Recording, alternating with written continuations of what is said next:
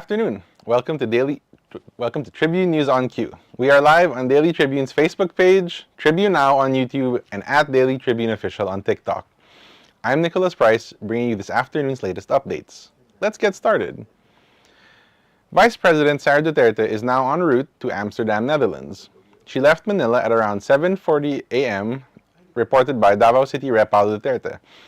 Paulo Duterte also left the country for the Netherlands on an earlier flight. Senate President Francis Cheese Escudero expressed confidence that the International Criminal Court will respect the rights of former President Rodrigo Duterte. The peaceful and orderly service of the Interpol warrant, carried out without incident, reflects our nation's commitment to upholding international agreements, as well as the maturity, civility, calm, and professionalism of all those involved. Our law enforcement authorities, former President Rodrigo Duterte, his lawyers, and his reporters, Escudero told reporters on Wednesday. The Senate President also expects the ICC to respect Duterte's rights and ensure he is afforded due process in accordance with the rule of law. The Philippine National Police said on Wednesday that the overall peace and order situation across the country remains generally peaceful, following former President Duterte's departure for The Hague, Netherlands.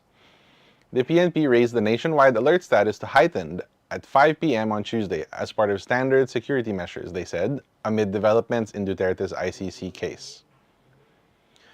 Political allies of the former president in Cebu have expressed disappointment over his arrest. Cebu gubernatorial candidate Pamela Baricuatro told Daily Tribune that the arrest was a form of injustice, calling it unfair. Meanwhile, Mandaue City Mayor Jonas Cortez emphasized the need for transparency and clarity on the case. Mandaue City congressional candidate Attorney Regal Oliva warned of potential political unrest, especially with the May 2025 elections approaching. On March 11, Baricuatro and vice gubernatorial candidate Joselito Ruiz led Duterte supporters in a prayer vigil at Plaza Independencia in Cebu City. Additional mass actions are planned in the province.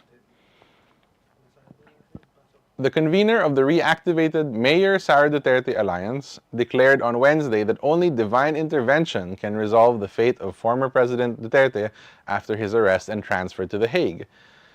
Ranque added that the silence of U.S. President Donald Trump on the ICC issue means Duterte is now on his own and must face the legal battle before the International Tribunal.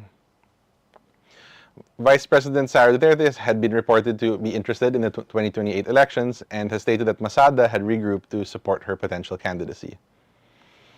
In business news, the Court of Appeals has affirmed the cease and desist order issued by the Securities and Exchange Commission against Super Breakthrough Enterprises Corp., operating as one-up-time for illegally soliciting investments from the public. This Court of Appeals 5th Division denied One-Uptime's petition, ruling that the SEC did not commit grave abuse of discretion when issuing the CDO. Investigations confirmed that the companies engaged in unauthorized investment solicitation, selling unregistered securities. Onto the stock market. As of 12:15, the stock market decreased at 6153.87, lower by 52.68 points or 0.85%. The top advancer as of noon is Araneta Properties Inc. with a last price of 0.78 and a percent change of 36.84. In sports, Liverpool's Champions League campaign came to a rather surprising end after a heartbreaking penalty shootout loss to Paris Saint-Germain in the round of 16. Despite a valiant effort, Liverpool had their share of misfortune, with Trent Alexander-Arnold suffering an injury and Jarrell Kwanzaa hitting the woodwork. Mohamed Salah also had a rare off night as Liverpool failed to capitalize on their chances. PSG, under coach Luis Enrique, showed their quality with a cohesive and disciplined performance. Now in entertainment, actor Pierce Brosnan, who famously portrayed James Bond from 1995 to 2002, shared his thoughts on the future of the franchise. Brosnan emphasized that the next Bond should be British, preserving the character's cultural identity.